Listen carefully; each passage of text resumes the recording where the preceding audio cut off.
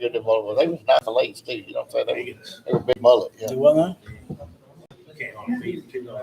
See, that's what I told her. I said, I won't never go case mullet again. I clean them and everything. I just call them, put my order in. Tell me if you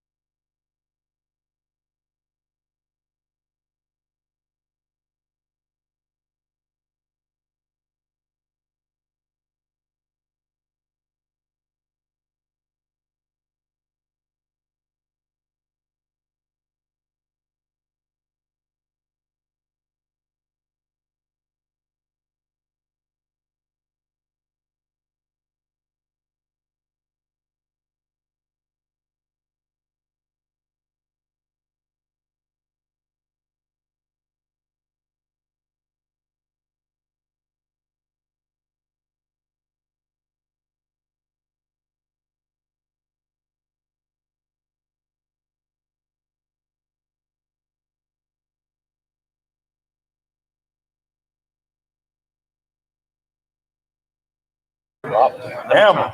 Turn my phone off. Good evening, everybody. We'll come to order. I don't think your microphone's on. My microphone is not on. 1 2 1 2. Is the microphone's on?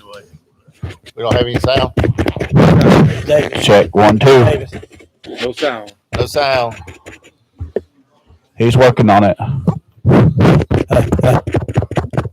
right, you're getting a little now. 1 2 1 2.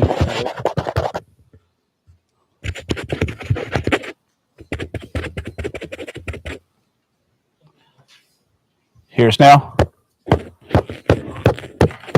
I can talk loud.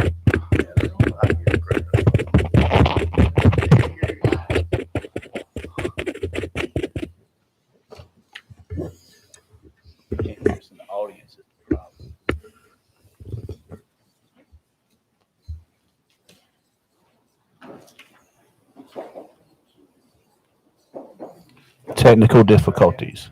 Test.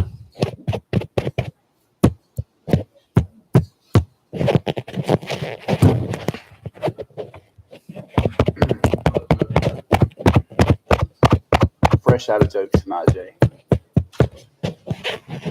We're happy to give you the mic. You can tell one.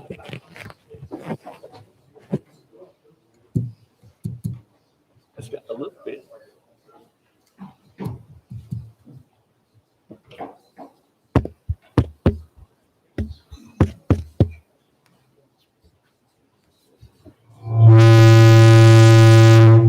That's weird. Oh, gosh, he does something. Now, Nope.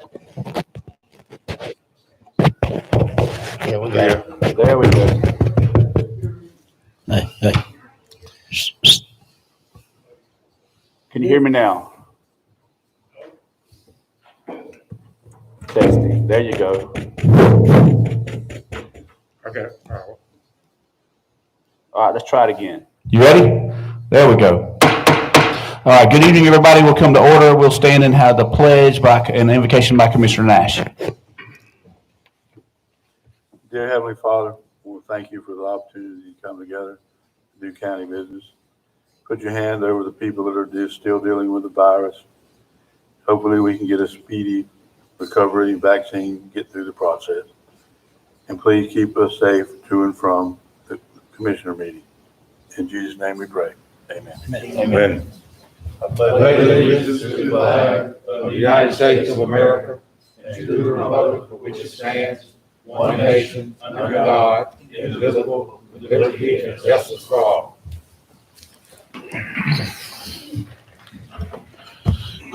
Staff has informed me that we do have two additions to the agenda. One is a request to enter private property on Troy Street, and the other is a request from the city of Lake City to install a utility sleeve under the rail spur. So we will add those to our agenda. Any other additions or deletions to the agenda? I have one, contract negotiation.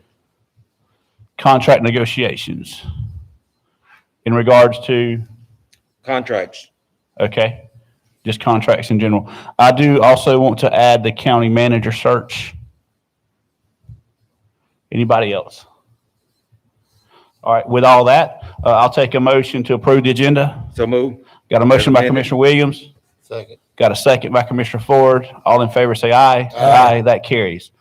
First up is public hearings. Brandon Stubbs.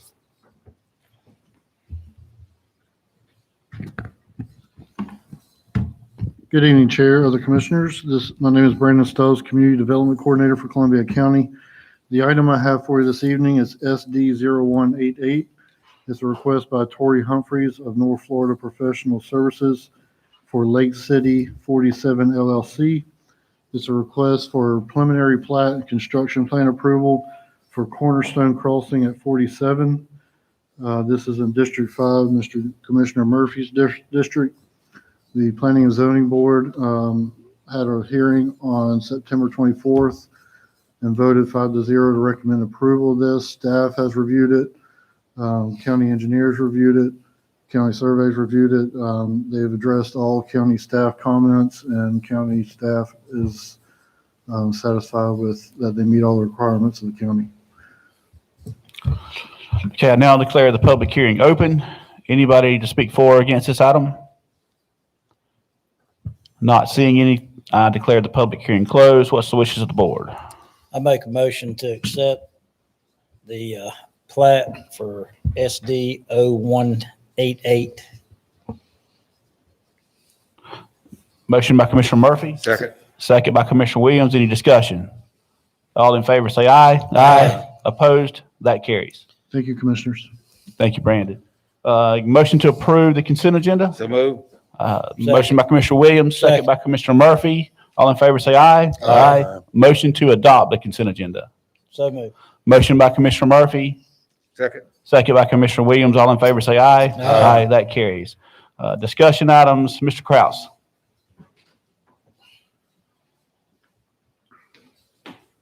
Thank you very much. The first item on our agenda is the memorandum for E-Verify. As you may be aware, E-Verify is that system offered by the federal government where when you hire an employee, I guess the clicker's not working. Oh, there we go. Where you hire an employee, it verifies that they're legal to work. The state of Florida changed the law, says we have to use this. So this is the memorandum with the E-Verify folks that will authorize Lisa Roberts to be our representative, enter into the agreement, and we will be using E-Verify. Board? I'll make a motion, we approve MOU authorizing Lisa Roberts as program manager. for Second. Verify. I have a motion by Commissioner Ford. I have a second by Commissioner Murphy. Any discussion? All in favor, say aye. Aye. Opposed? That carries. The next, wrong way. There we go. The next item on the agenda is a subrecipient agreement with the town of Fort White. They're requesting $10,000 for, to purchase equipment so that they can do online live board meetings rather than have to have people come in. As you know, their town chambers is a relatively small room. So this way people can attend their meetings without having to expose themselves to COVID and other types of things. They felt it was very important to do that, and so they're requesting us to enter in a subrecipient agreement. It's been reviewed by neighbors Giblin and Nickerson for the $10,000. I'll make a motion, we approve. Motion by Commissioner Ford, Second. second by Commissioner Nash. Any discussion? All in favor, say aye. Aye. Opposed? That carries. The next one is reclassifications, and I'm going to ask Kevin to come down here. Basically, Kevin's trying to save money and eliminate contractual services by reorganizing some of his departments and some of his changes. And so I'm going to let him basically explain to you each position and why those will help us get to the point where we can limit our need for the contractual services. Good evening. As David indicated, we have a few positions. What really brought this to a head was the requirement of CDL driver's license.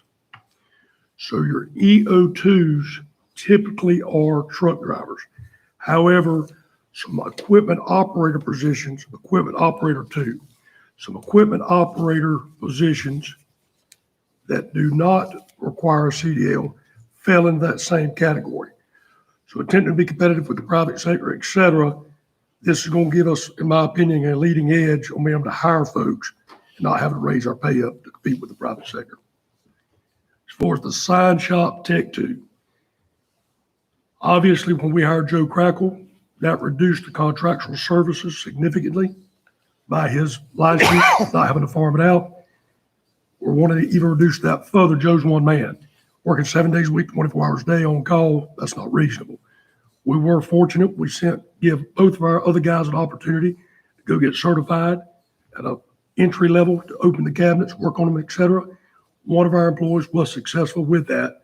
So obviously he needs to be rewarded for his new position.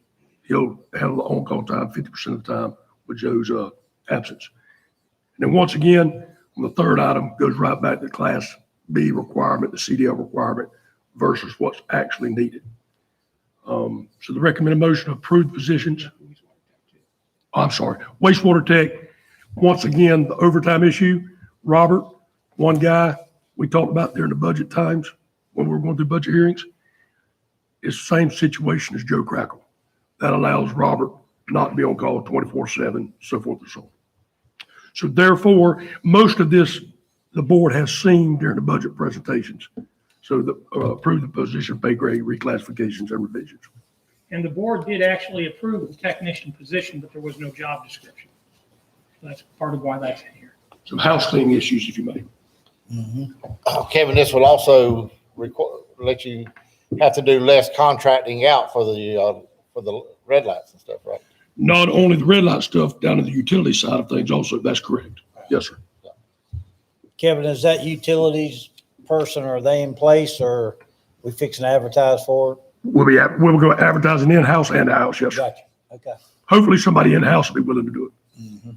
That's currently on the payroll, I should say. Mr. Chairman, I make a motion to reclassification of position pay grade revisions. I second it. Motion by Commissioner Nash, second by Commissioner Murphy. Any discussion? All in favor, say aye. Aye. Opposed? That carries. Thank you, gentlemen.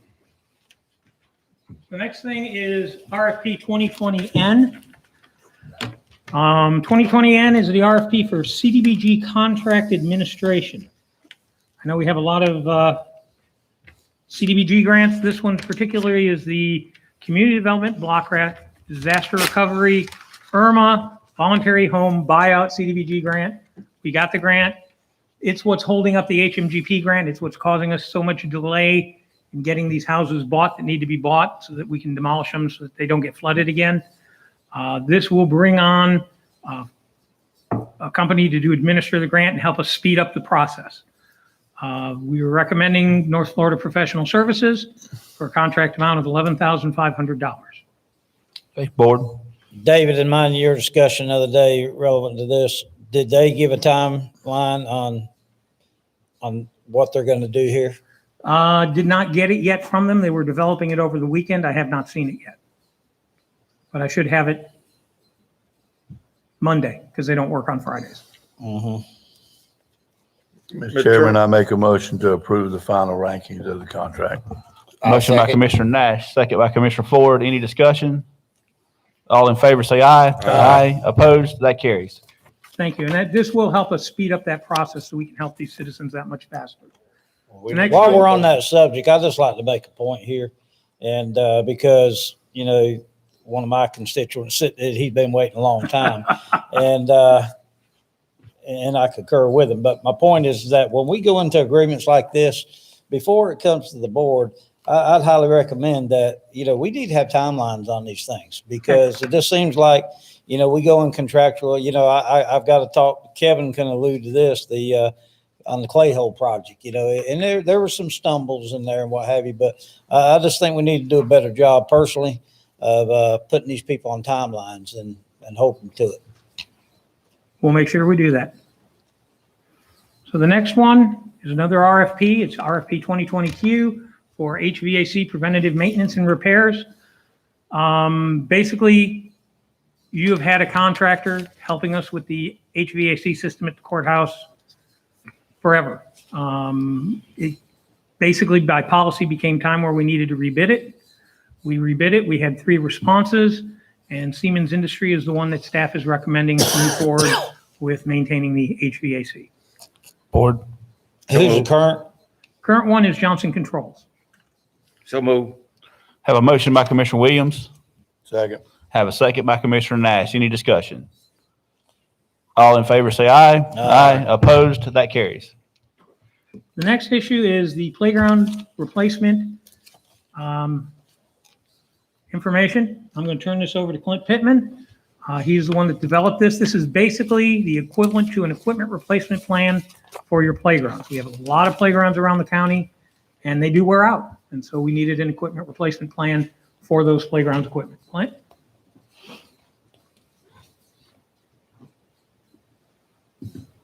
Thank you, David. Commissioner, Mr. Chairman, Clint Pittman, Landscape and Parks Director for Columbia County. I'll try not to keep y'all too long. It looks like my presentation is going to be longer than all the rest of them here, so I'll try to breeze through it here. Couple things we need to bring up is all y'all know you voted here in the past few weeks for the replacement of the playground in Fort White.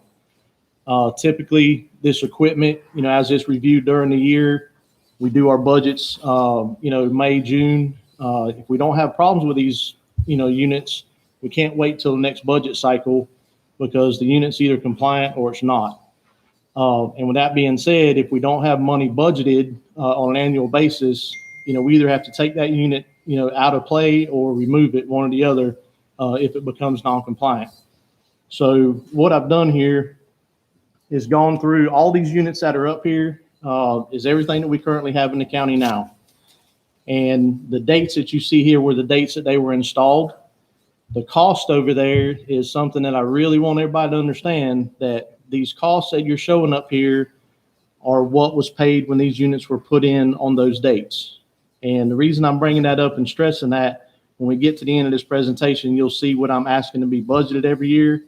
And everybody's going, why do you need that amount when we only paid this? The reason is we've been very successful over the last 20 years at receiving playground grants. We've also had a lot of people in the community that has, come forth with money to help pay for some of these units. So those units of actual cost you see up there may be 20 years old, and it's come with a grant that was available at that time. So as we move through this, you'll see some of the others, and playgrounds. And I spoke to Mr. Kraus earlier. Playgrounds are always very well noted when they're put in because it's a great thing for the community and the kids in the community. But after that, the only time you hear about a playground is when there's an injury or some safety issue with it. So they're kind of a forgotten item when they're a big ticket item. Commissioners, some of y'all have been here for a couple different terms, but just right off the cuff, Commissioner Murphy, do you know how many playgrounds you have in your district?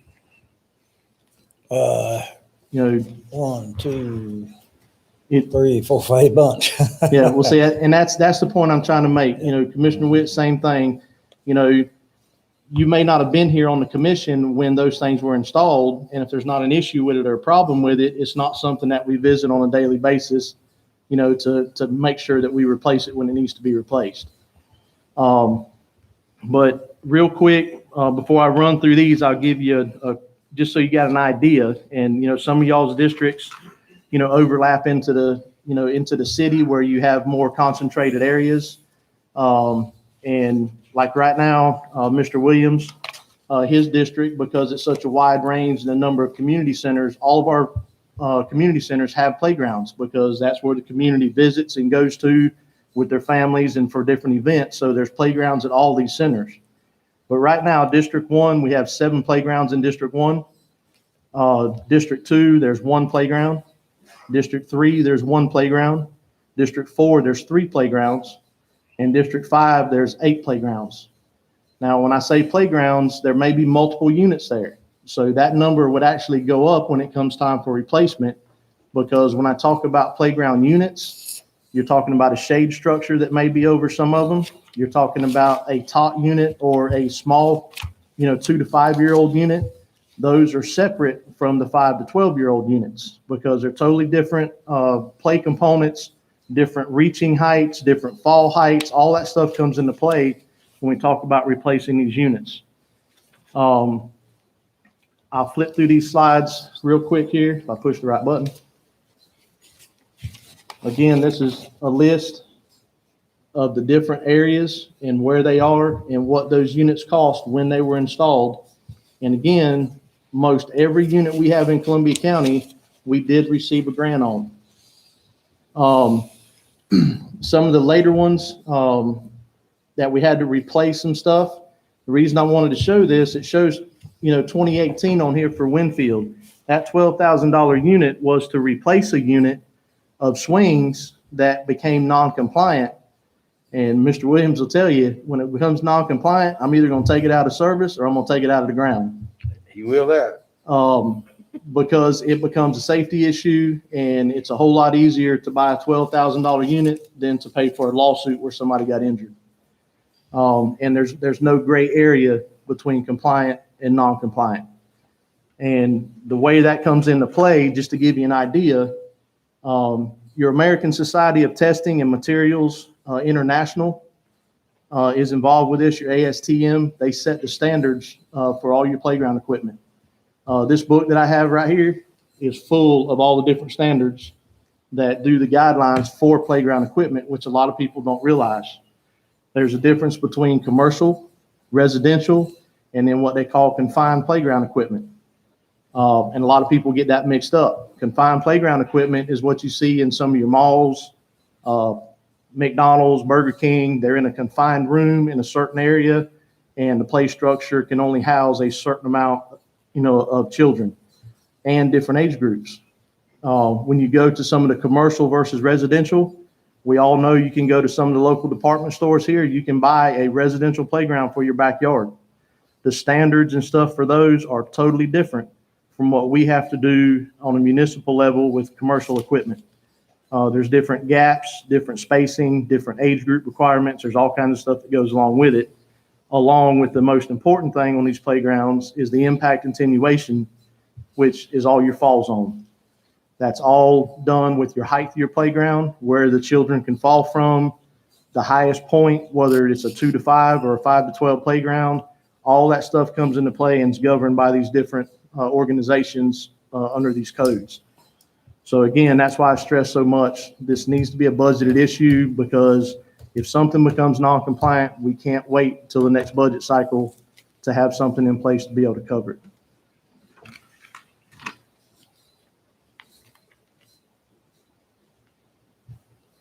This unit right here, Commissioner Murphy, this is the new unit that's in Columbia City that we recently just had the ribbon cutting ceremony on. I wanted to show this because I've heard a lot of discussion, especially during some of the debates and different things. This is an ADA inclusive playground, okay? The poured in place rubber, the blue surface that you see there, goes under all the equipment all the way around to the ramp that you see on the left-hand picture, that allows wheelchair access or any kind of component, whether it be a walker or any aid that somebody needs to get on that playground. They can actually get up on the playground and enter and use some of these components on it. That's what makes it inclusive. The other playgrounds that we have in the county, every playground that we have, to make it clear, is ADA accessible. That platform you see right there with the handle, it's made to where you can get out on that step and go up on the playground, or you can pull your chair or whatever your aid device is to the front side of the platform, and it's at that level to where you can approach that playground. So every playground we have is ADA accessible, but we only have one inclusive, which is the new one that's in Columbia City. Some of y'all have questioned me on playground footprints. When we talk about replacing equipment, you say, well, can't we get one cheaper, or, can we add this or whatever? Playgrounds all have a footprint. And what that includes, that yellow line that you see all the way around the perimeter of that playground, that is considered your fall zone area. Every component on that playground has different measurements, with 6 foot being the standard from any part of that playground is within that fall zone. So for instance, the one in Fort White that we're currently replacing, we have a footprint there because of other underlying infrastructure, whether it be a sidewalk, curbing, a building, a tree, whatever it may be. So we've got to stay within that footprint whenever we talk about replacing playgrounds or adding pieces on, so that we don't infringe on any of these fall zone areas. If you do, it becomes non-compliant. Something's got to be moved or rearranged in order for it to be workable. This particular unit here, the big bold area all the way around the outside edge, is a playground border, which we have started using for several years now, in order to hold the engineered wood fiber inside that playground. Keeps it from getting scattered, keeps it at the proper depths, in order to meet your impact attenuation that you have to have on that playground.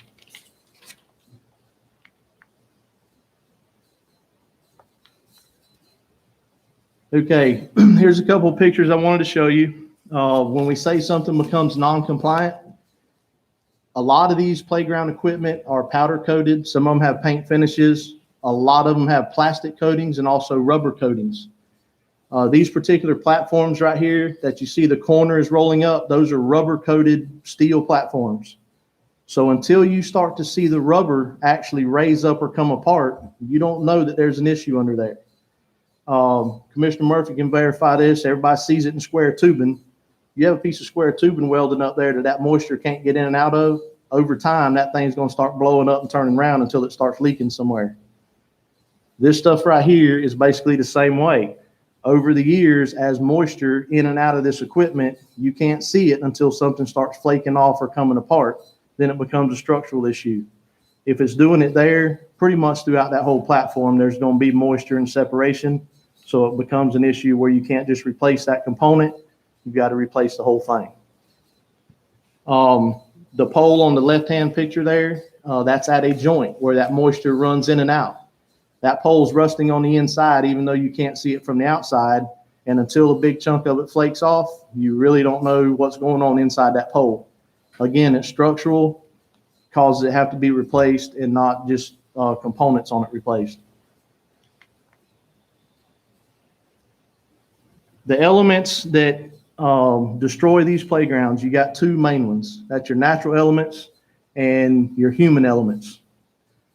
Human elements is probably one of the most destructive in a short period of time because of the way people use it. Some of them aren't monitored.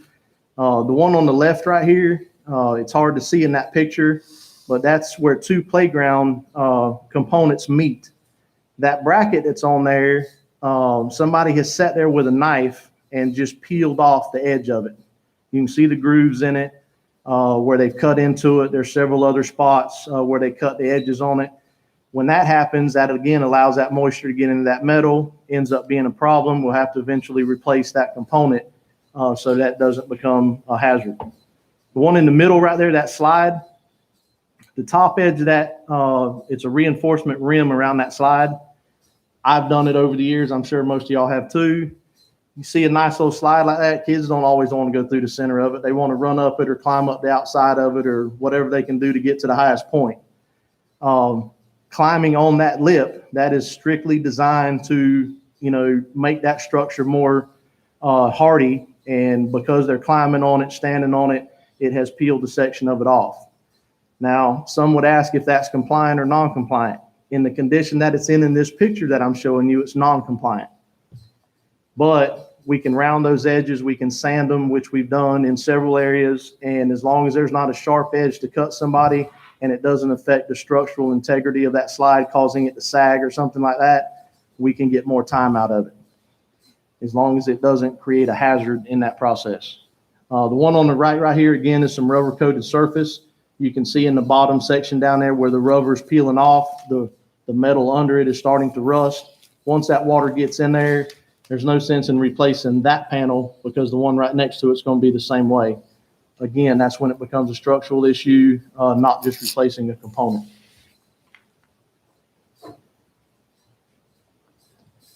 A lot of questions about this when it comes time to do the playground stuff, and I want to go over it real quick. It's hard to see that bottom down there, but that bottom basically dictates if you put a playground over a parking lot or some type of hard surface structure. That's some of the requirements and the different layers that it takes in order for you to maintain the impact attenuation required for that playground. The main part that I wanted to show you guys here, the number of inches on that left-hand column starts out at 6, and most all the rest of them are 9. That's the minimum compressed loose fill surfacing depths that's required depending on what it is. We have a lot of people say, hey, why can't we have sand under our playground like some others that we've seen? Well, if you look up there, if you put 9 inches of sand in a playground, in order to have the impact attenuation, you can't have any fall height over 4 feet. Well, that'll cover your 2 to 5 year olds, but anytime you get a playground over the 5 to 12-year-old standard, you can't touch it with sand. You can't put sand deep enough to get the attenuation you need. The others, for 9 inches of the different materials, shows you the different fall heights. Obviously, around here, we don't use pea gravel. You'll see a lot more pea gravel and stuff as you get up north because of the expansion and the drainage and all that from snows and stuff like that.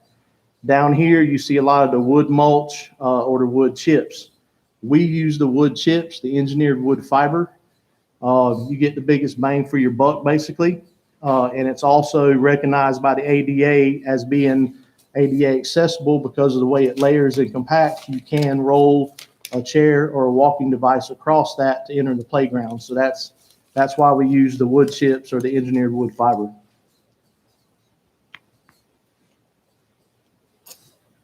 These are some real quick slides. Just wanted to show you some of the stuff we have to deal with when we're looking at these playgrounds. Most people don't even think about it. Most of your playground injuries and even deaths, as bad as that is to say, is from entanglement, hanging hazards, stuff like that on the playground. One of the biggest things that they've taught us in the classes over the years, and I've seen people do it, and you would think it would be a good move, but you see a lot of children that ride their bikes to the playground. They have bike helmets on. When they get on that playground, the parents should be making them take those bike helmets off when they're on the playground. The reason is the chin straps become a hanging hazard, and the length of that helmet, that all the equipment on the playground is engineered for the longest point on the child's head. And that is from the tip of your chin to the top of your head back here. If you have a bicycle helmet on there and it extends that 2 inches one way or another, where your head normally wouldn't get hung up, will if you have that situation going on. These two bolts that I'm showing here, the reason I'm showing that, a lot of people will put the acorn nuts or the rounded nut on the end because they think it's protecting that thread. Well, it is if it's done properly and it's all the way snug against the other one. In this particular application right here, that creates an entanglement hazard, a projection hazard, and a string on a hoodie can get hung on it. A string on a bicycle helmet can get hung on it. And if that child is going over whatever that playground equipment is at the time, it now becomes an area for them to get hung on and hang themselves. The bottom bolt down there typically is a projection issue. Nothing over 2 threads is supposed to hang out in any of the play zones. Well, you can see on that one right there, it's probably 4 threads, 5 threads. That becomes a projection hazard, and it's all based on the eye socket, ear, things like that, to where if a child turns or runs into it, those are enough that it can become a projection hazard and actually enter those ports in the body, putting an eye out, causing a major laceration or something like that. So these are all, again, things that are in these standards that we have to look for and address on playgrounds. Sorry, dude. Entanglement dangers. A lot of people don't think about this, and you see it on a lot of residential playgrounds, meaning the backyard playgrounds. But also there's a lot of them around that people will go and put a fence in around the playground after the fact. Well, number one, you got to stay outside that fall zone. Number two, you can't go just put any old fence up because it looks good. The picture on the left right there shows what I was talking about with the bicycle helmet. Those platforms, guardrails, or handrails, those barriers are at certain heights off of those platforms.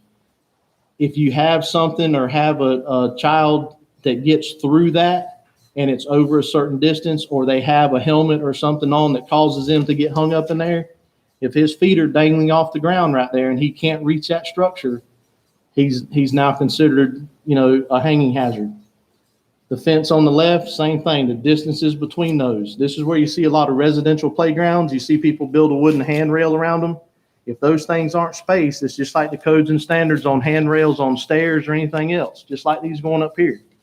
Those things are designed and spaced by code to keep people from getting their head hung or their arm hung or a foot hung. That's what the codes do on that. So again, that's stuff that we have to address on some of these playground structures. This is a big one right here that a lot of people have questioned me on. Why can't we put swings in at the playground? There's no swings at this playground. Swings probably are the biggest pain in the neck when it comes to playground equipment out of everything out there. The distances that you see up here, the D1s, D2s, D4s, those are all distances that are required on swing sets in order to make them function properly. Again, the same 6-foot fall zone around the outside of that structure, but these swings, the D4 measurement you see at the top, those swings have to be a certain distance apart in order for the change to keep you from slapping together when you're swinging and all that from one swing set to the other, which we all tried to do as kids, see if we could hit one next to us.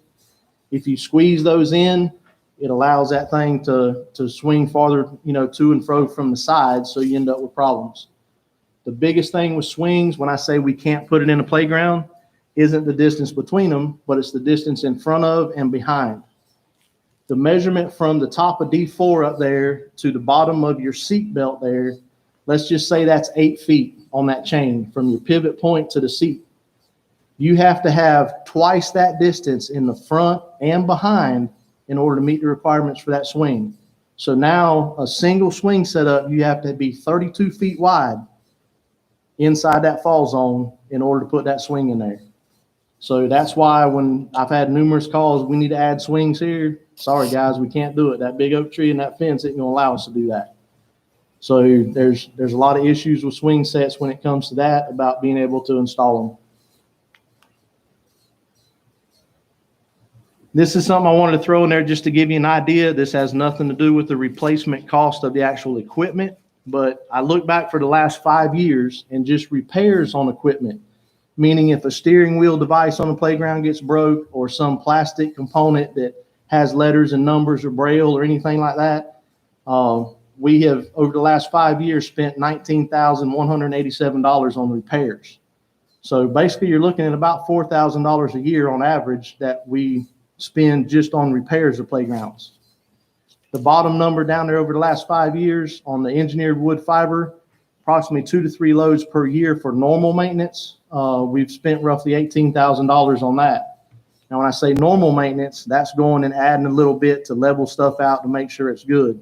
We currently have a couple playgrounds now that this year we will completely strip out and redo, because over time, engineered wood fiber, it rots, decays, and becomes organic matter. Well, now that takes away from your impact attenuation, and it's basically dirt on the bottom. So we have to clean that completely out in order to put the fresh mulch back in. This will wrap me up here. I know y'all are tired of hearing me talk, but this is what I'm asking for. The projected cost with no grant, and I just use a random playground like the one we just did in Fort White. And I based it on the average of all of our playgrounds throughout the county. Now, the one we just put in Columbia City obviously is a lot more expensive than that $150,000, but it's a brand new unit. And over time, like anything else, this number will have to go up over the next 5 years just to accommodate the industry standards and what's going to go up. But for the older playgrounds that we have for the next 5 years on what could be replaced, with no grant cost, that playground would cost you $140,688. The projected cost with grant is $99,182. Considerable savings there on that playground unit. And this is turnkey. This is installation, the wood fiber under it, and the whole 9 yards. The cost with the grant, if you pay at the time of order, you can save an additional 5% normally, on these units. And that's what y'all approved here a few weeks ago for the one in Fort White. We saved an additional $6,000 by going ahead and approving that grant and paying for it at the time of order. Typically, work off a purchase order. They send you an invoice. It takes 30 days to pay it. They won't give you that additional discount on that, but this way they do. So you have the capability of not only saving the large percentage with the grant, but an additional 5% if you pay at the time of order. But what I'm requesting here for the future budgets is $150,000 a year to be in a playground line item for playground replacement. Now, obviously, if we come up this year, we don't have a playground that needs to be replaced, that money would roll to next year's budget. But we need something in there to where if something becomes non-compliant during the middle of the budget year, we can't wait till next October or have to go in and try to approve this or approve that with a budget amendment to try to get additional funds. So that's where we are on this. Y'all had asked me to educate you a little bit on the playground stuff we deal with, and this is where we're at today. Any questions? I appreciate that very much, bringing us an update on that. But it also in the cost of this equipment, if I know Winfield bought one piece of equipment where they came up with part of the money and the county came up with the rest. And I think that's no more fair to those community centers that need equipment, that can pay for part of it. They should be to the top of the pecking list because they'll contribute to the replacement of that equipment. So I think when Mr. Rentz went, that new set he got, he said, well, we'll pay half of it, the county pay the other half.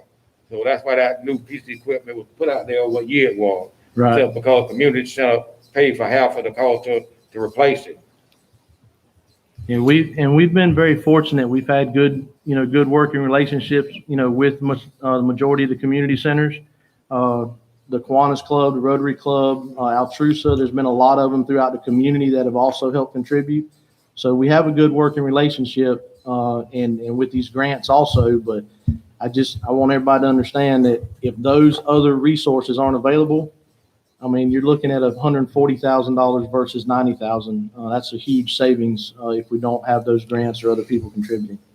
I agree. I think that I agree with Commissioner Williams also. I think that where we can get some help from community centers, if they have it in their budget, that should go. We should always go for grants, but the number you're putting up is worst case, and that's kind of the number you need in the budget every year, because if it becomes a worst case, that's what you need. Right. So not saying that'll be spent every year, but at least it's there. And if you need it, you can use it. Well, I can tell you from experience, these playgrounds get used a lot. I have got numerous calls about the one in Fort White since the main structure has been placed out of service. I was surprised how many people actually, immediately I was getting calls, what's going on with it. Mm-hmm. So what is our progress on that? When do we think we will have that replaced in Fort White, the main structure? We'll start removing the current structure in the next couple of weeks. The playground has already been ordered in order to meet, the additional discount. They're telling me 6 to 8 weeks on build for that unit. And then it'll be scheduling with the installers after that, to get it in. So I imagine it's going to be around the first of the year before we see anything on the new unit. And I should have mentioned that too in this, so that all of y'all understand that when we install these playgrounds, we buy from a reputable manufacturer that's all this stuff's engineered, but we also use certified installers when we install them. And I know Mr. Williams has been involved with me before on this. In any lawsuit that we've had over the years, I've sat in numerous depositions when it comes to playgrounds. The first thing they ask is who the manufacturer is. The second thing they ask is who installed it. The third thing they ask is who maintains this.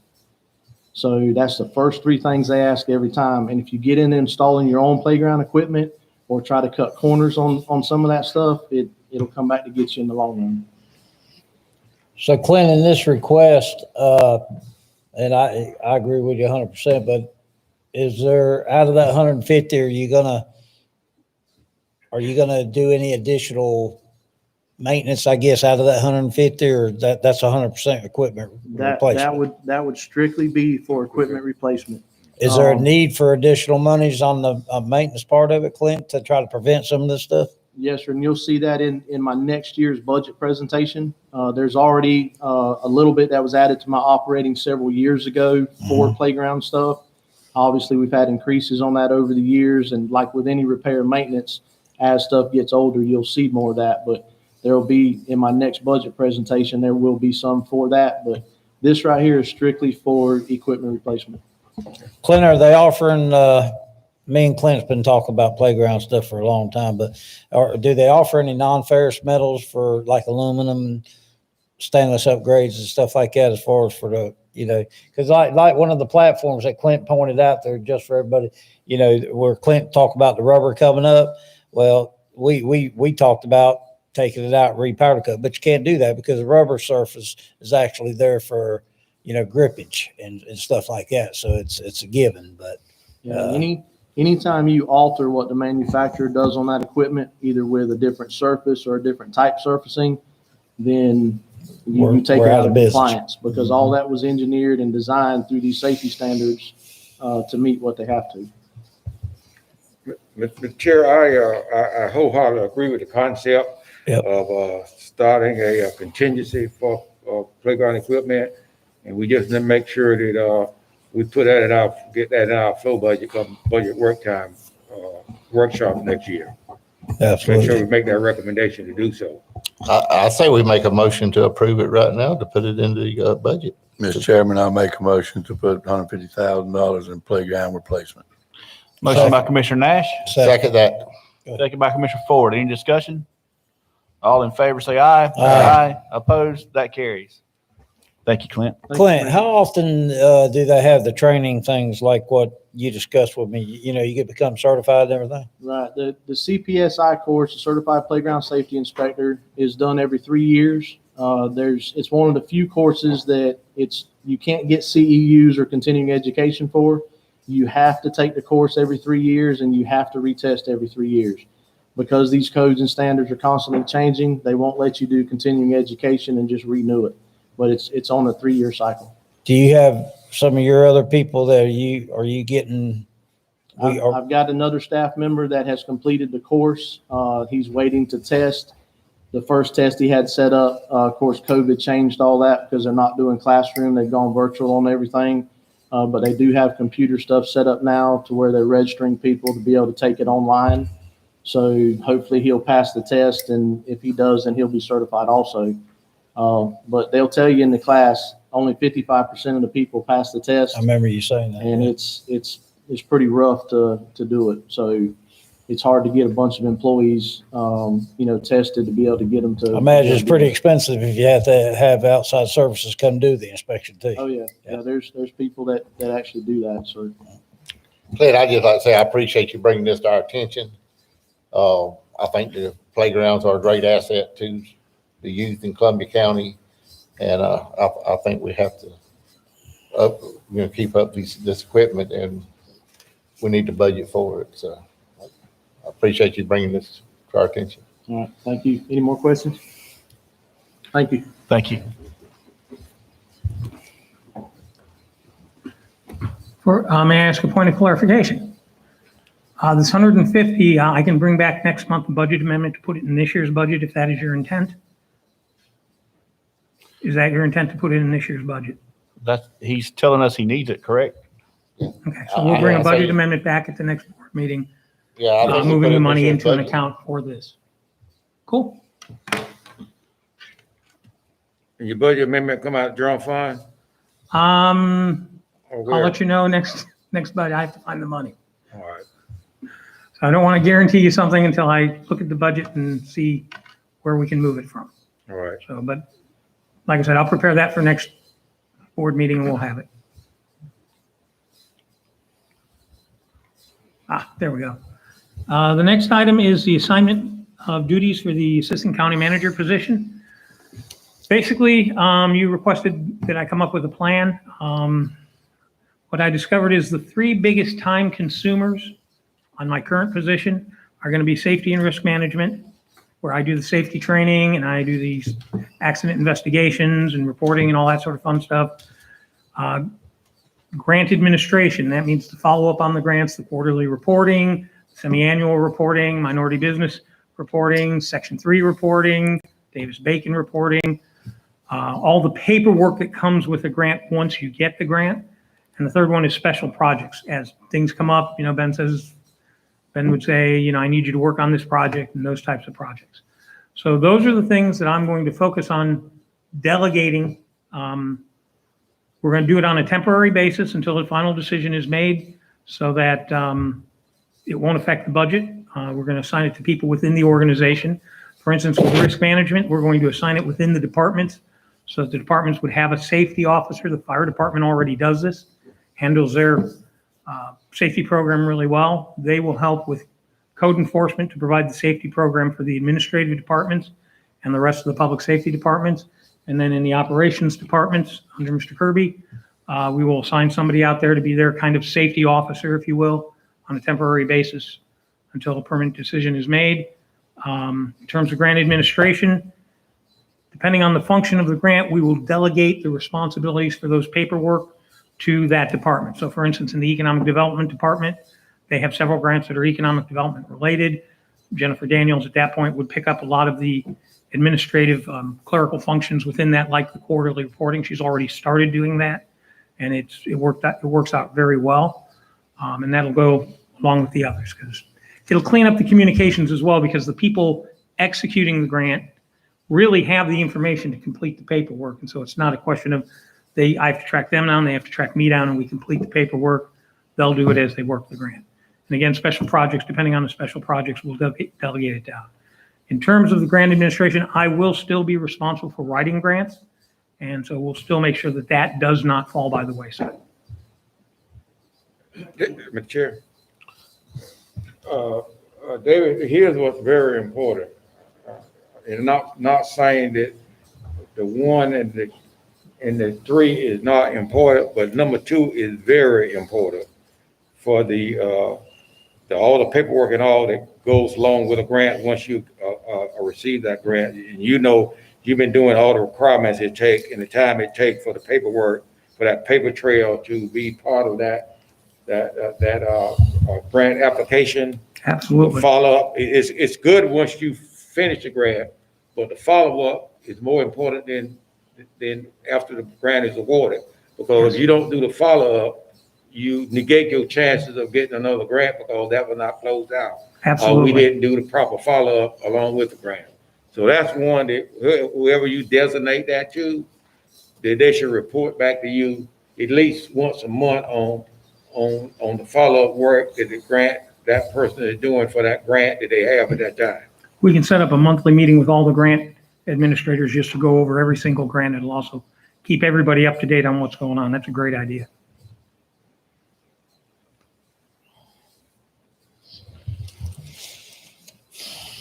Make a motion to.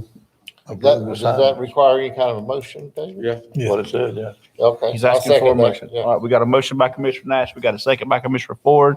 Any more discussion? All in favor, say aye. Aye. Opposed, that carries. And then the last thing before we go into the additions is an update on the CARES Act. So as of October 15th today, I pulled up the Neighborly website and we have distributed $78,945 in the business administration. And tomorrow we'll look at distributing another $193,813. The average payment to a business has been about $17,047.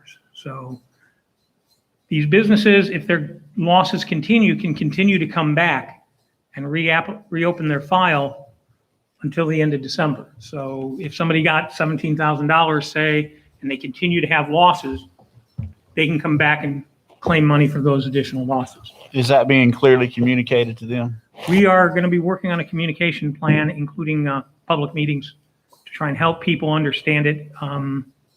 We need help getting the message out. We need a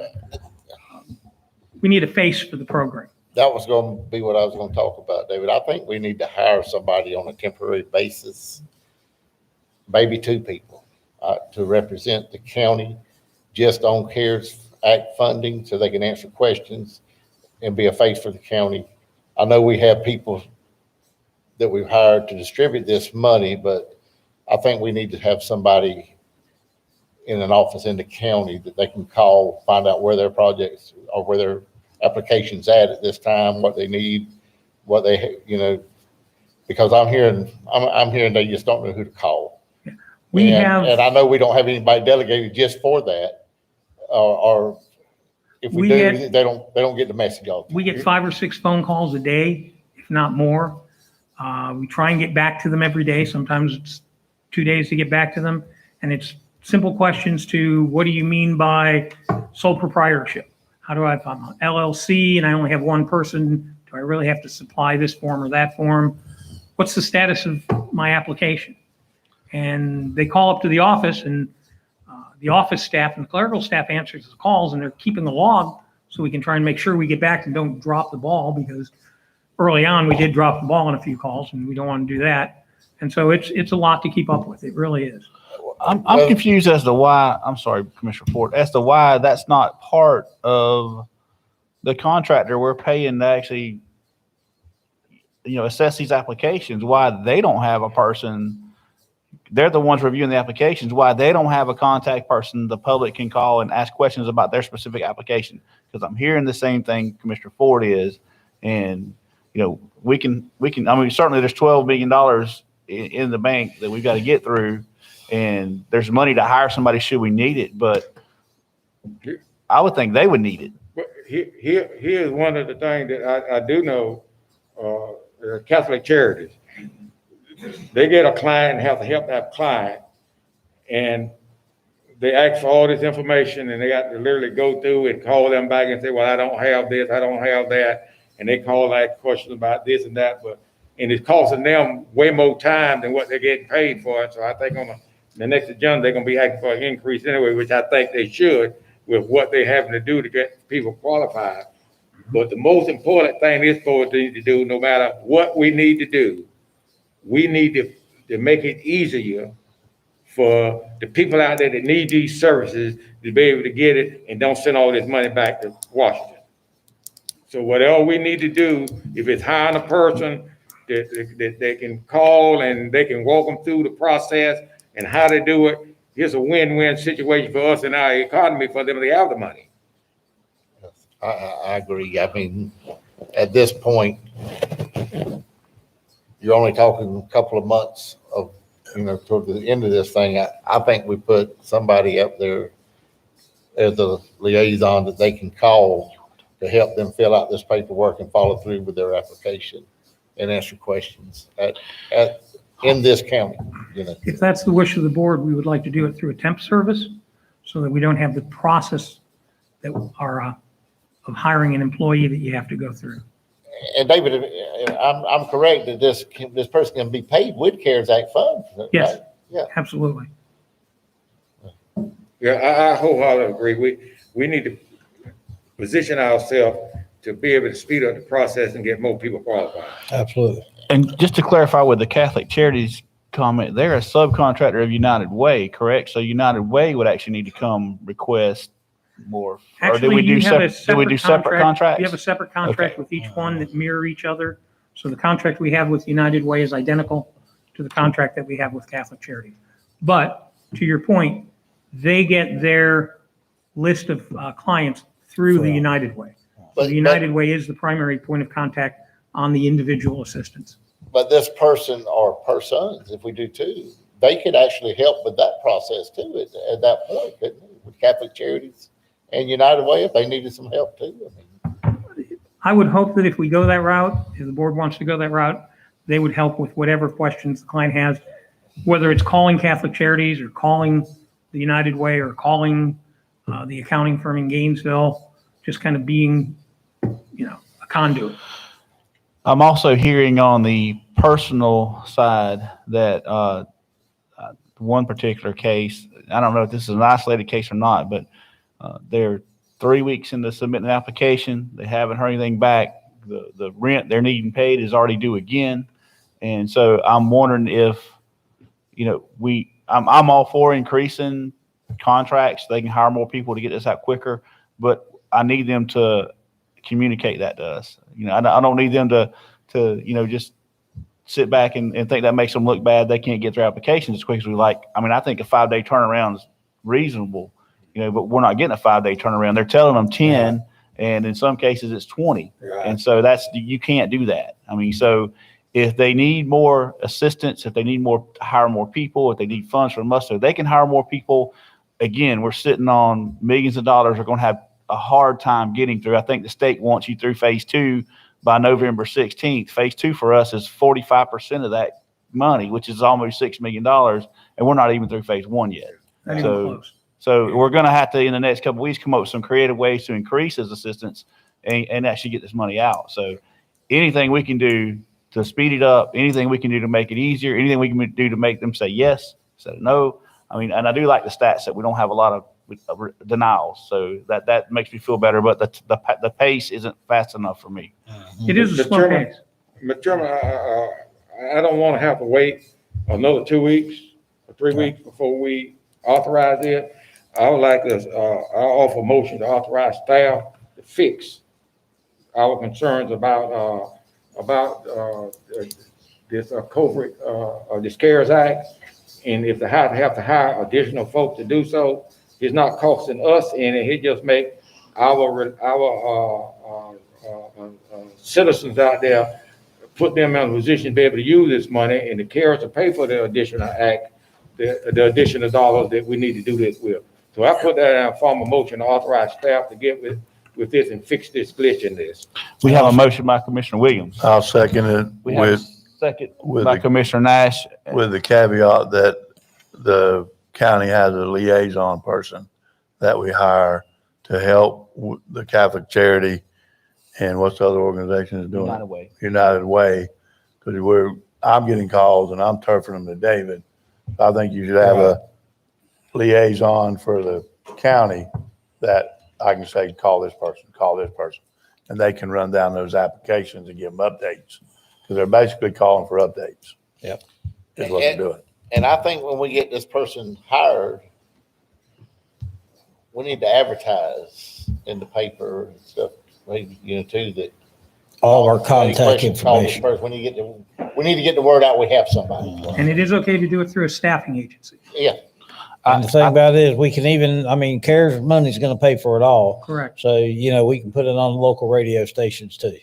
I mean, I know that's not common practice for us, but David, going through wall staff to hire this person or persons, for the private side, and then what I call the business side also. What's the plan to get these people properly trained in such a short period of time? We'll sit down with Melinda in the accounting office, and if we need to, even the folks over at Cars Riggs, and get them trained very quickly. We're going to look for somebody with a bookkeeping or accounting type background, so that they know what the accountants are looking for, so they can explain it to. That's the biggest issue we have, is somebody just to explain it to the public, because they see it on paper, but it doesn't always click. And every business is different. We can say, if it was a perfect world, we could say, just give us your taxes for the past 2 years. But every business is different. And so different businesses provide us different documentation. And so they need just somebody to help them walk through what's it take to show that you had a loss due to COVID. Okay, in regard to what Toby said earlier about the company that's handling for us out of Lockwood County, Mhm. what's been their response back why they're not answering these questions? That wasn't what they were hired to do. They were hired to process the applications. Okay, yeah, they're just a review. right. We're gonna fix I that now. get that. So the way the but- process works, the way it was set up, they get the applications, they review it a couple different times to make sure it's not missing documents or missing documents. The clerk's office and I sit down every Friday morning at 9 a.m., usually for 2 hours, because there's that much work involved in it, and go over every single case and either approve payment or approve a net memo to them to say, this is what you're missing, can you please give us more information?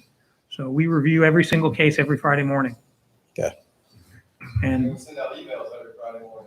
and the clerk's office has been great. I'll be honest, they have been really great. But there's only so much they can do too, because there's just such a huge volume that we're going through. Well, you got a way to fix it now. I think this would be a good start, David, and, if you see something that needs to be fixed, or, you see a problem, if you see a problem in it, Fix it. Sooner the better. Sooner the better. Yeah. I think this motion needs to send you the message. I mean, I agree with Commissioner Williams. We can't keep having this come back every 2 weeks to fix. I think this motion is meant to give you broad discretion to spend money, to hire people, to fix whatever we got to fix to get this money out. Okay. Broad discretion. We will be bringing back to you at the next board meeting a amendment to the contracts for Catholic Charities and United Way. Okay. I do have a public comment that wants to be heard. Oh, wait, we still have Oh, sorry. just a couple more things, if Okay. that's okay. One of the things we definitely want to do is have the board vote to increase the size of the business that can receive money from 50 to 100. That will allow us to get some of the local businesses that are a little bit larger than 50 that we currently are missing. And also the board asked us to create a PPE program. We've developed a PPE program where they will submit their receipts to Shane Morgan, the Emergency Management Director. He'll review them. They'll have to submit a plan of how they were using the PPE, and they can submit for reimbursement on PPE if they're a business in Columbia County, up to $2,500 per month or whatever limit the board sets. Okay, before we handle that, we did have a motion on the floor that we did not vote on. Madam Clerk, are you clear with the motion, the first motion? Okay. Okay, we have a motion and a second. Any more discussion on that particular motion? All in favor, say aye. Aye. That carries. Okay, now we can take up the final two. I make a motion to approve the revisions of the CARES Act program. Second.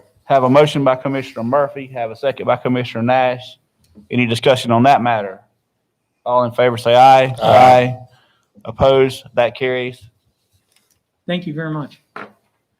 And you had a call. Sylvester.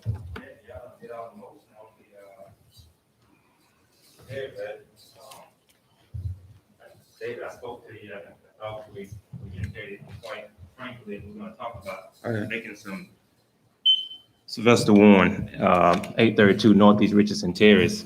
I hear your ideas. It's gonna fail again, just like the previous concepts that the board has put together has failed because there's a misunderstanding between the board, David, and what the business community needs and what the tenants need as far as rent and mortgage assistance. I continue to tell you, you're going to fail at phase one. You'll never make it out of phase one because for some reason, I don't know what's because it's me that's saying it, but until you self-certify, it's not going to work. You can go hire 50,000 people and put them in the community. It's not about how many people you put in the community. It's about self-certifying the information that continues to make people not want to be a part of the process and hinder the process. So the feedback that you're getting between these companies and these individuals, you talk about people who you say it's a good thing that many people didn't get rejected. It's almost like the unemployment rate. What about people that stopped looking for a job? It's some people that hadn't even participated in the program because they've heard from other people how rigorous it is and how over restrictive it is.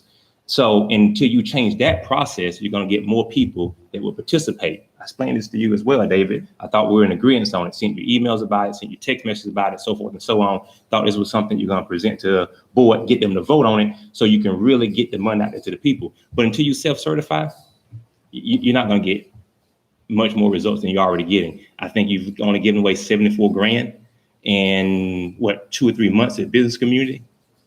That is nothing. But the board, do what you want to do.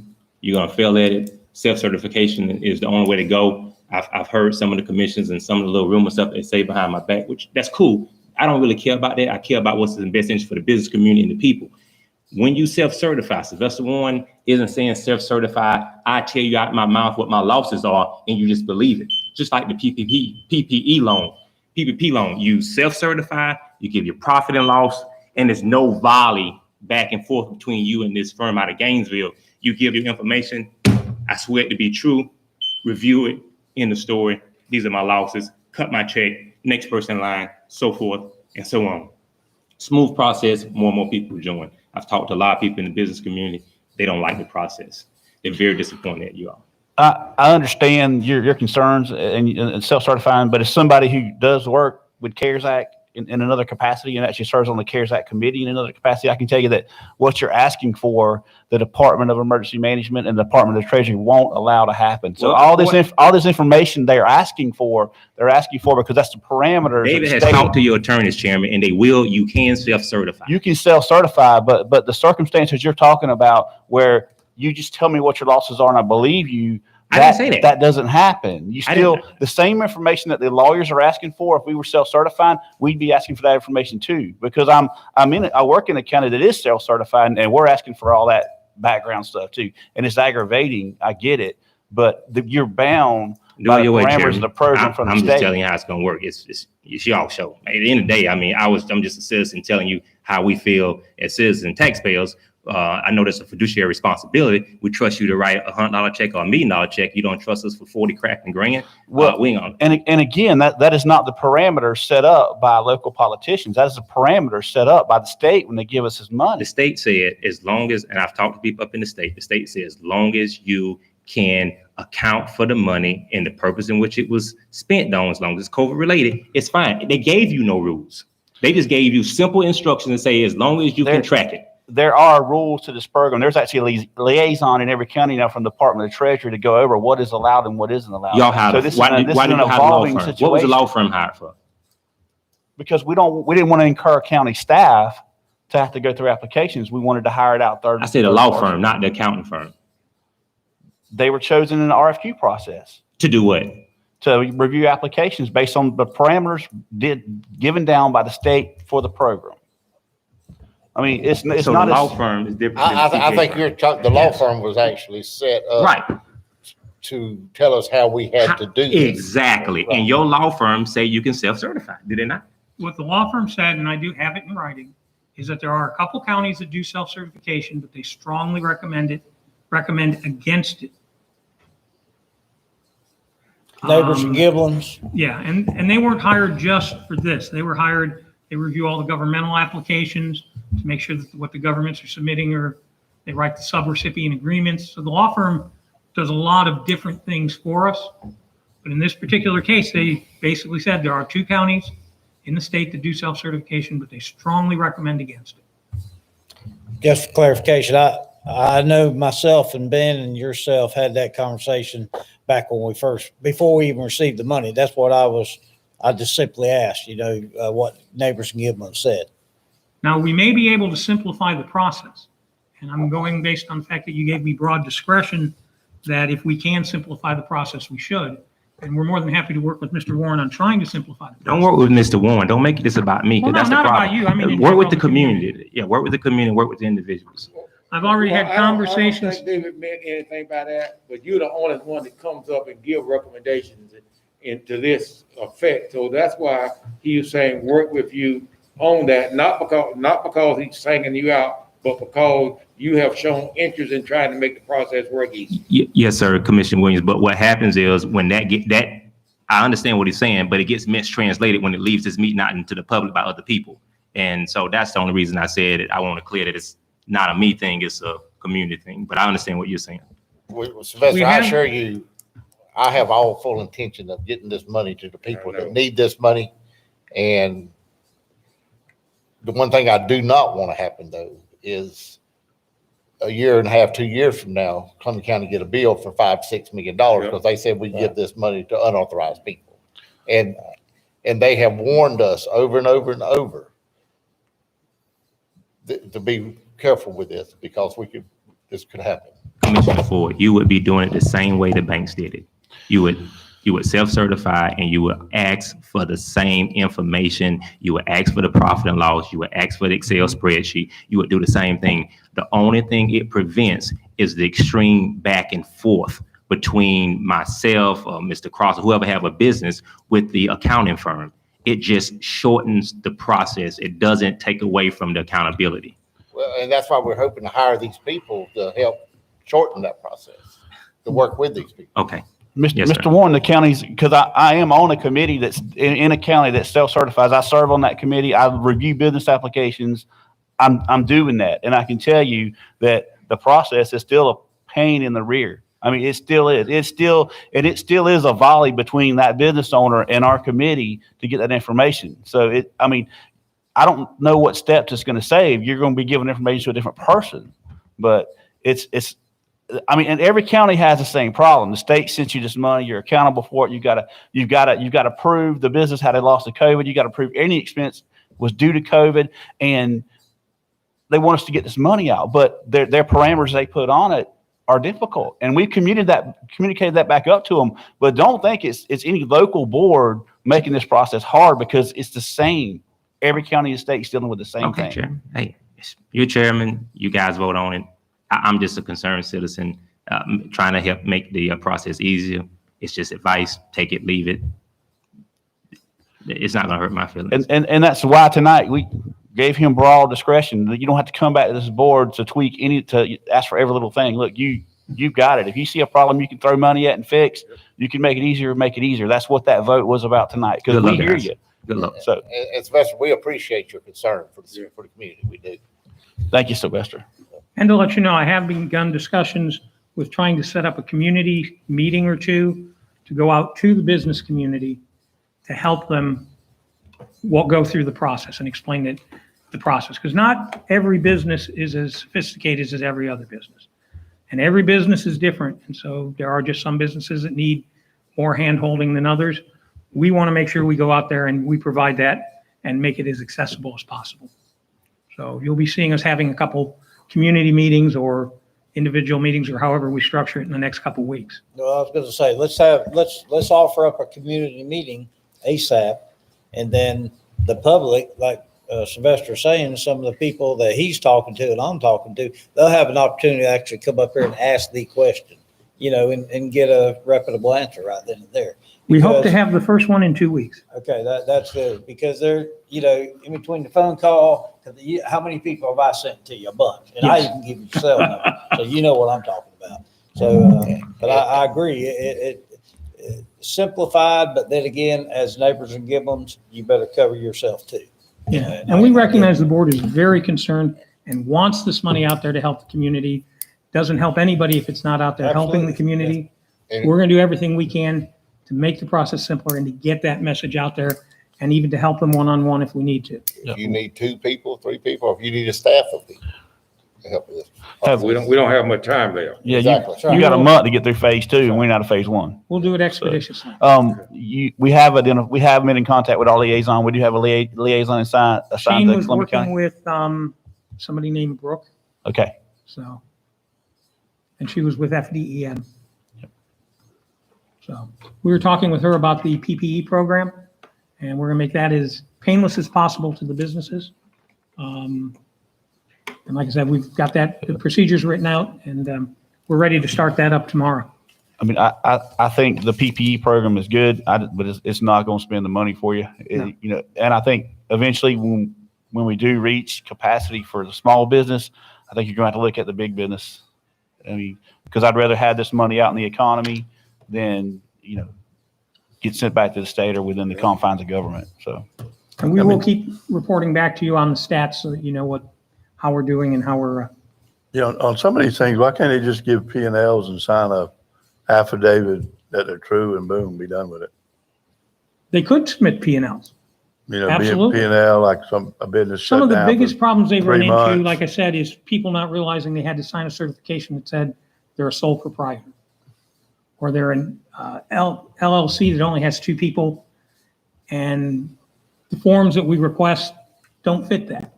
So I've been telling them, fill out the sole proprietor form and just mark out sole proprietor and put LLC. Anything to document that you meet the cap. And then we've been telling businesses, you tell us the best way for you to demonstrate your loss. Because every business is going to be different. And we try and walk them through that. And we've been doing that, but like I said, it's more than I can handle. We need more people to do that. yeah. And basically, if they can show the loss, whether it's through P&L, through tax statements, whatever, wherever they can prove the loss, Right. it we're could taking be- that. We've taken all the barriers out, correct? Could be sales tax receipts, decline in sales tax receipts. Talk to a couple of landlords, it could be a decline in rental payments, that their revenues declined. Every business is going to be different, so it's hard to give one answer that fits every business. That business knows their operating structure better than anyone else, and they're the ones that So, should be able to tell us what their loss is and document it. so I think we need to figure out how to push that message out to the business community that it's, there's multiple ways to prove your losses and we need them to apply. I mean, I don't know, and broad discretion. So advertising dollars, if you got to spend them, We will put a lot of effort into it in the next few weeks and hopefully see a drastic change. I don't think tax returns work. Your time frame don't work. What you filed or what you're gonna file, I don't think it works in this time frame. Because Personally, I don't, you haven't done this year's taxes, so how can you compare them to last year's taxes? It's gotta be P&Ls and bank statements and deposits and stuff like that. So there's gotta be some flexibility there where, okay, Business got And- QuickBooks, they can put a profit loss statement together for this year versus this time last year. well, yeah. That's I mean, really all simple. you have to do. You can average out your months. There's all kind of multiple ways to do it. And since you changed the date to January 1st, you don't have a last year for some of these businesses. So all we can do is their monthly operating between January and March, and then just estimate what it would have been versus what it was actually. And that would be the loss. So we are trying to be flexible on this. 10-4. When you read the instructions don't sound flexible. Yeah. So we may have to Well, the people rewrite them. the people that I've communicated to is just like this, and I told them simple things, bank statements of, and I know 2 or 3 of them that's already, got money and are going back for a second round. When we upped it to 40, there's a gentleman that got 17. Now he's going back for the other part, and it's basically just bank statements and P&L basically last year versus this year. Clients that refused to use them, and he got signatures from them and turned in. And he's pretty much, he's got a first round of money, he's going for a second. In every case that the accounting firm looks at and says we recommend denial, we recommend approval, they're missing files. Those are the cases we go over every Friday, and we review them all, and we try and look at it in that light. Provide minimum documentation and get the money out there, but it has to be adequate. Once they're approved, that the ones y'all go over on Fridays, you and Mr. Swisher, how fast is the check cut after that? The very next check run. Yeah, so by the time we approve them on Friday, next check run, which is usually next Wednesday or Thursday, the checks go out. But I know early on when myself and Ben talked, and because I definitely asked, and we had a big discussion about self-certification. Well, the people are giving their word. Well, the response I got was Neighbors and Giblin's recommend, well, if the people put up a guarantee that the county's not going to have to come back 3, 4, 5 years from now, that was the big holdup. So I called a fellow commissioner in South Florida, and their response was the same thing. I was just wanting to make sure that, Columbia County was getting the same legal representation or recommendations that other counties. And that's been the big holdup that I've seen on the self-certification. And I just personally think Washington messed this thing up from the beginning, sent it down here with no regard. I mean, we were sitting here, we're still waiting on, remember, right there on the early part, we're waiting on information to come. How do you spend this money? And they'd have been better off to go every small business in the country. They printed the money anyway, give everybody $15,000 and go on about your business, because there's no way everybody in this room. Nothing we can do about that. You gotta That go. cross be on That's me. right. Do what we can with what we got. That's all you can do. Okay, moving on. All right, on the additions list, the first one is permission to enter private property. Basically, they're working on Troy Road, trying to elevate Troy Road. They ran into a place on Troy Road where the trees are in the way to elevate the sidewalk. They're asking your permission to go on that property with all the proper documentation and permissions and remove those trees so they can elevate the sidewalk. I make a motion to approve the removal of the trees. Motion by Commissioner Nash, second by Commissioner Murphy. Any discussion? All in favor, say aye. Aye. Opposed? And then Thank the you. last item that I have is to put a utility sleeve under the rail spur. Basically, I've had conversations with several of you. The city of Lake City has decided the force main that runs along 90 from the prison to the pump station out by the airport is a very fragile pump station, a very fragile line that breaks frequently. So at some point, if we're going to have industry in the North Florida Mega Industrial Park, there's going to have to be a new force main. They're anywhere from a 12 to a 20, depending on what kind of industries we're talking about. So what the city said is, you're putting in the rail spur now, can you go ahead and just put a sleeve in? So that, when we do decide to fix this and put in a new line, you don't have to bore underneath the railroad or dig anything up. It just makes it real simple. You just slide the pipe through. So we're asking permission to go ahead and put in a sleeve before the contractor does any more work. So there's very little cost to the county. The cost of the pipe itself will be about $20,000, or will be about $10,000. I make a motion to accept the request from the city of Lake City. Second. Motion by Commissioner Murphy, second by Commissioner Nash. Any discussion? All in favor, say aye. Aye. Opposed? That carries. Thank you very much. Thank you, Mr. Kraus. Commissioner Wiggins. Mr. Chairman, Commissioner, I want to speak a little on our bid process and awarding bids and awarding bids and re-advertising for bids.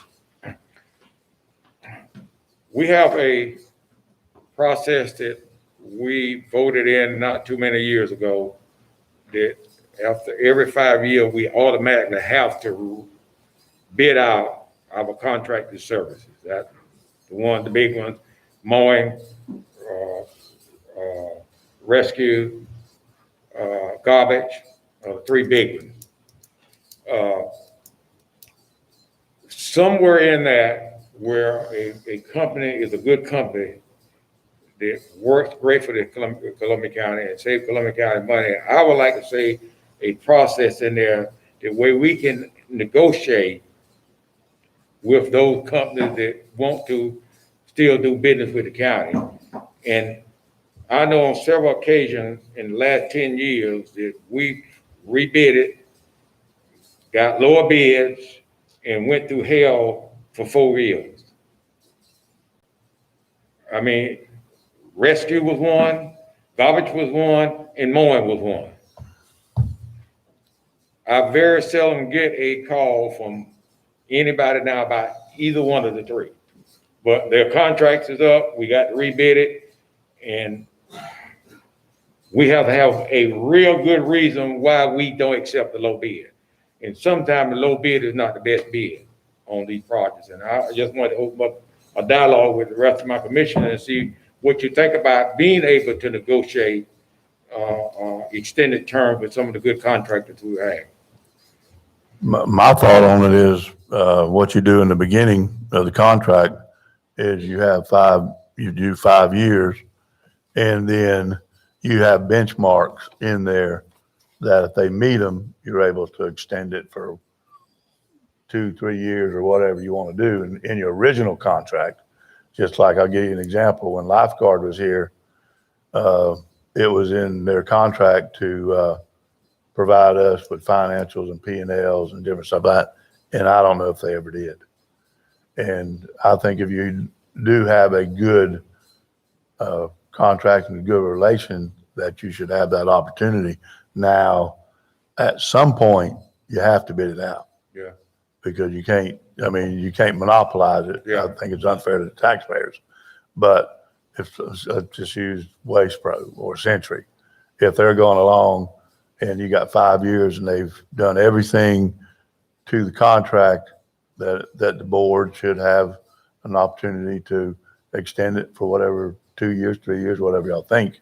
But that helps put a little leverage on the people that get your bids, and it makes them be a little more efficient, I think.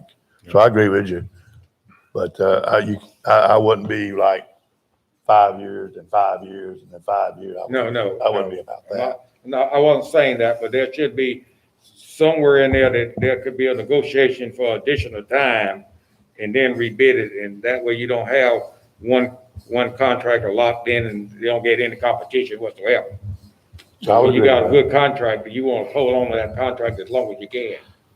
I would agree with that as long as it was in the original bid that they presented, that if they done this, they could get a 3-year extension or. Because the thresholds will have to be met. Yeah. You got it.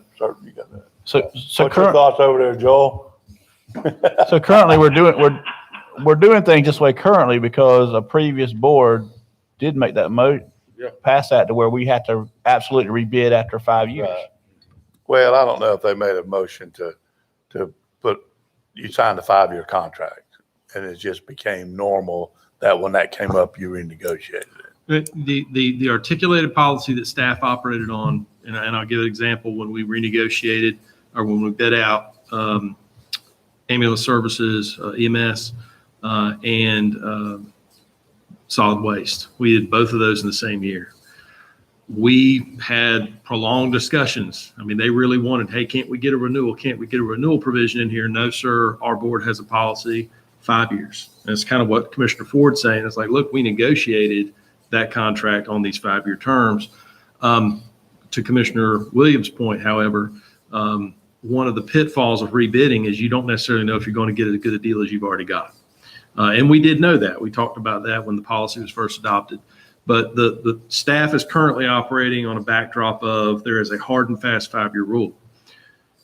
Speaking as your county attorney and in terms of the time we can allocate to negotiating, it was very difficult to keep track of and to keep staff on point negotiating solid waste and EMS in the same year. And so I would highly recommend staggered. Those both come up, I think, next year.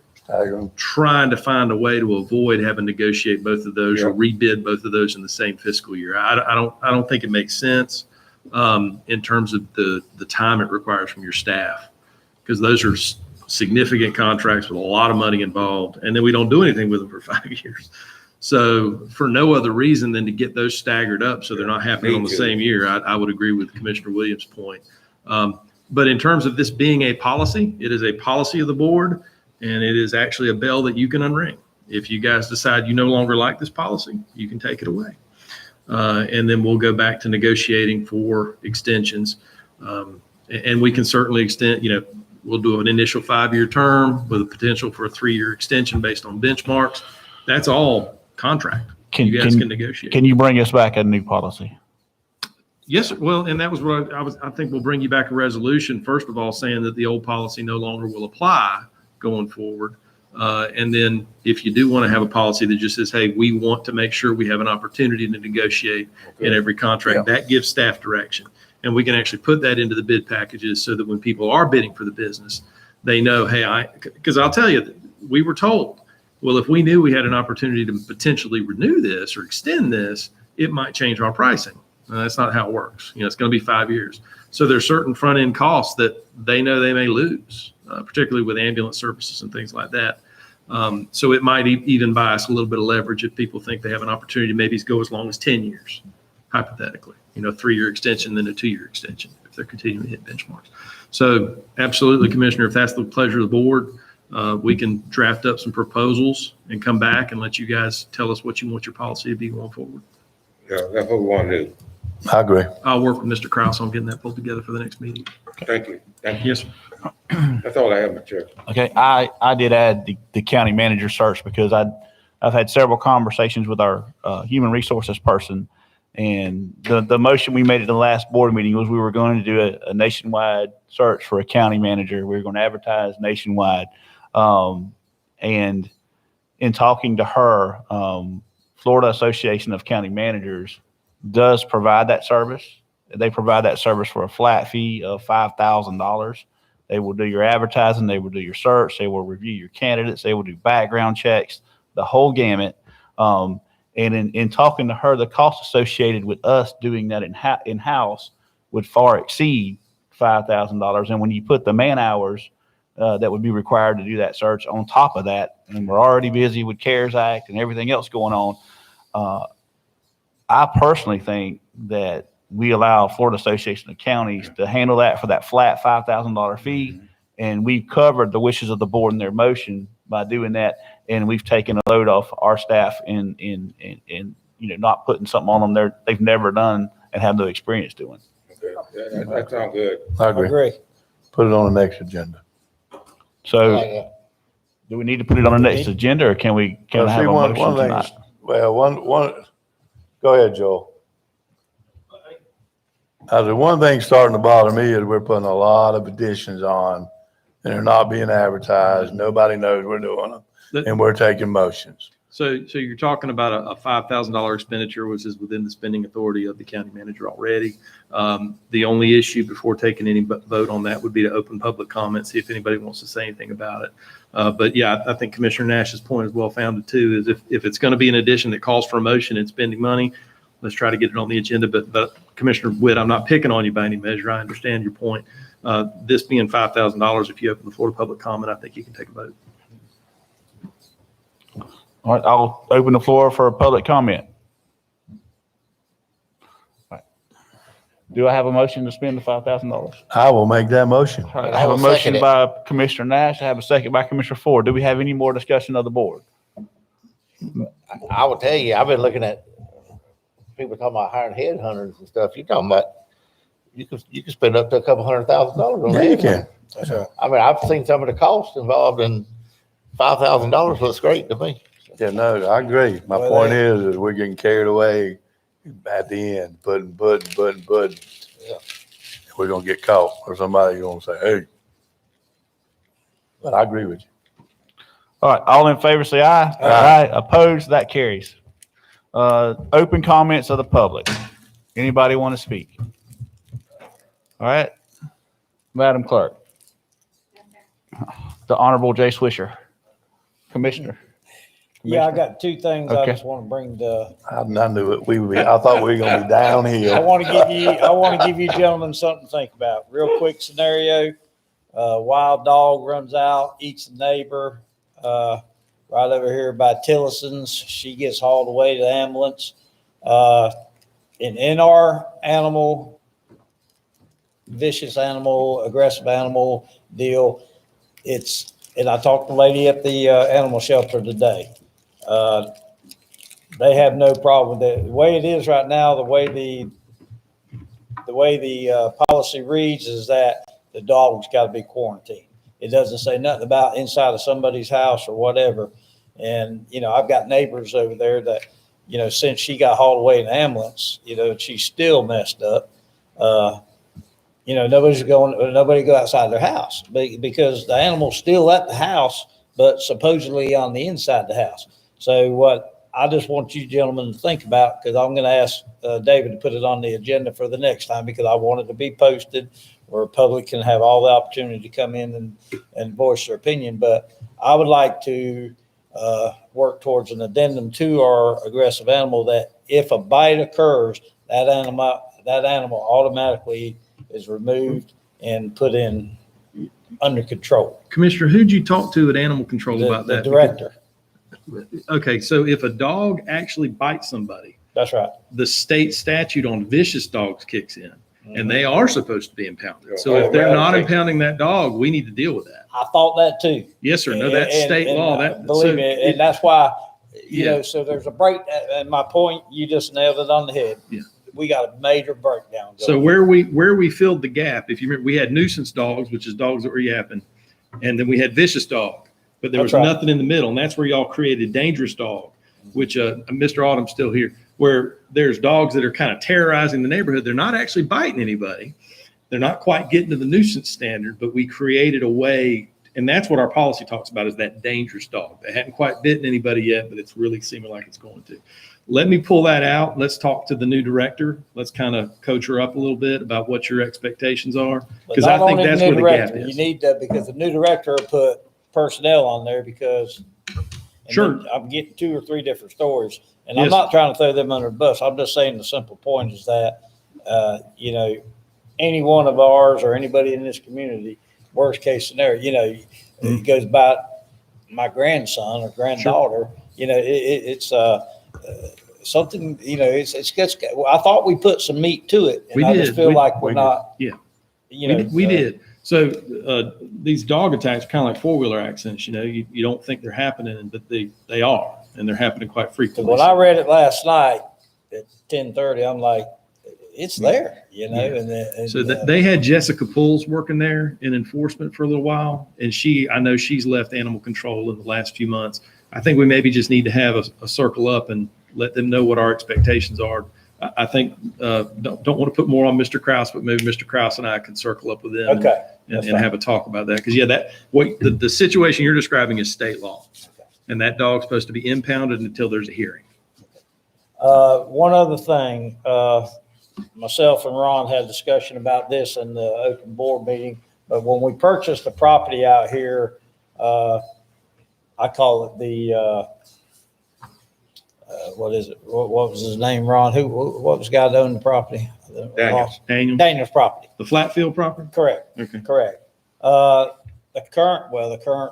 The man that had it leased last year for hunting reasons, did we ever decide, or he's asking, can he continue to lease it this year? Here, I asked Mr. Foreman months ago, because I knew this was gonna come up come hunting season, Right. to lease that property, go advertise for bids for lease on that property. So if anybody want to lease it, there are criteria you have to set. One of them, timber companies, we have to have $1 million of personal liability. Yep. And it does not say, well, you got 1 acre or 100,000 acres. You got to have that $1 million liability.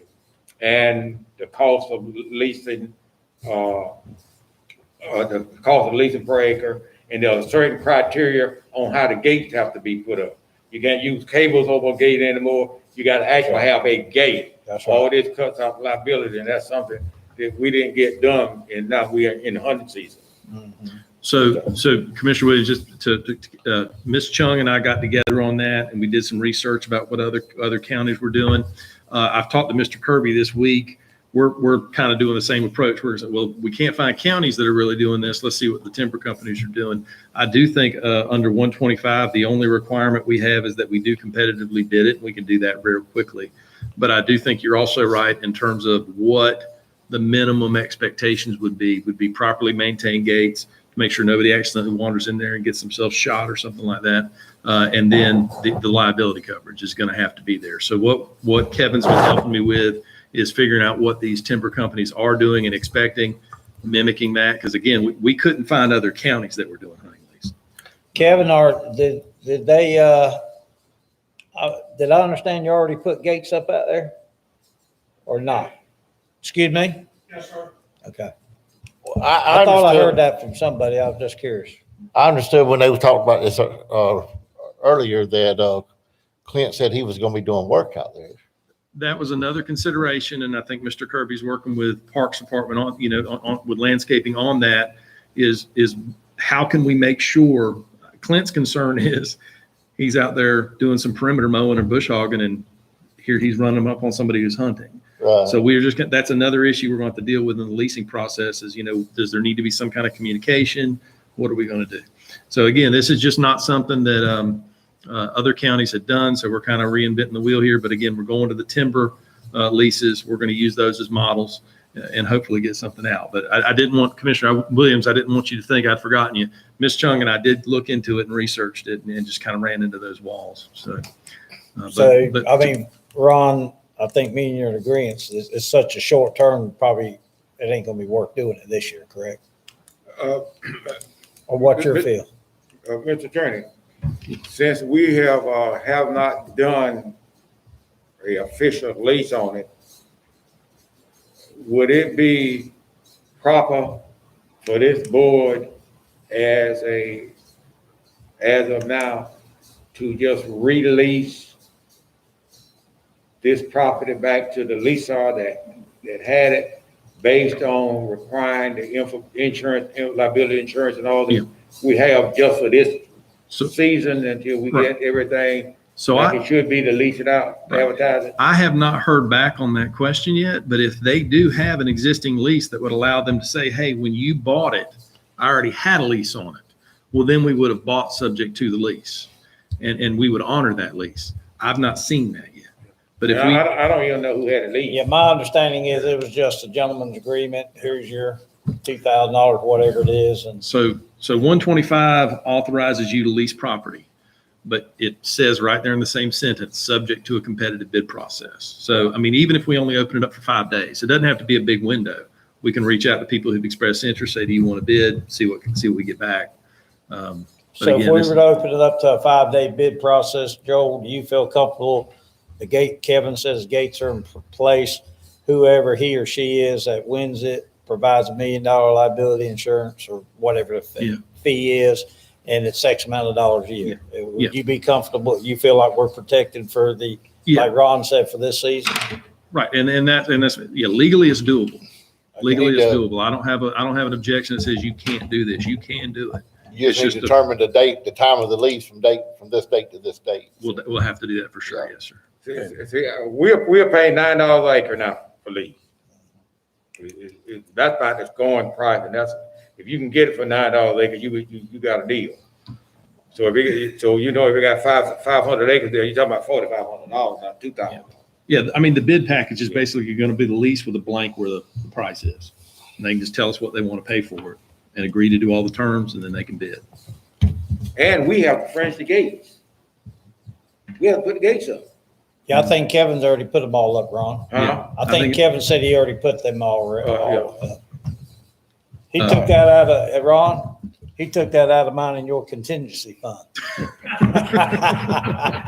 Commissioner Murphy, if it's the board's pleasure, I'll work with Mr. Kirby and Mr. Pittman this week, Ms. Chung, get something pulled together. Yeah, but one thing is that lease, you're gonna quit leasing at some point. It'll have to have an expiration. So if it was, because the goal is to get out there and start building flat fields and Right. doing stuff like that, and then you're gonna start to have kids and human beings and stuff out there. So my recommendation would be this year, because of the people that did it before, and after that, let them know that we'll no longer be leasing this property. Okay. Because, I mean, that, I don't know, I'll let you guys speak, but at some point, I mean, my goal is to go after conservation grants and stuff like that and go out there and start doing it, because in our meeting, we talk about the corridor and stuff like that. That's how you're gonna offset it. You put pressure and cross sympathy and all that stuff. We need money to get this economic or this TDC going, where you get soccer tournaments and stuff like that to offset it. So you're gonna be, my goal is to be out there working. Yes, sir. So Yeah. it ain't gonna be much hunting going on out there. And Commissioner Nash, that's why Mr. Pittman will be involved in those conversations. Whatever we agree to allow to happen on the property, I think should have his blessing in terms of keeping the property up to the standard that he feels like it needs to be up to as your landscape director. There should be still hunt on. Oh, yes, yes, sir. I'll make sure we don't let dog hunt. Yeah. Yes, sir. And just for the record, I will not be hunting on that property under no circumstance. I'll still be in Madison. Just because. he Commissioners, asked me. I'll get something pulled together on it. Thank you, Joe. Commissioner Nash, Nah, Commissioner Williams, No, sir. Commissioner Ford. I would just like to say, I would like to see some work getting started on the private roads that we talked about. Changing the land use regulations to where we can adopt some of these roads. And I have nothing, so I'll take a motion to adjourn. So moved.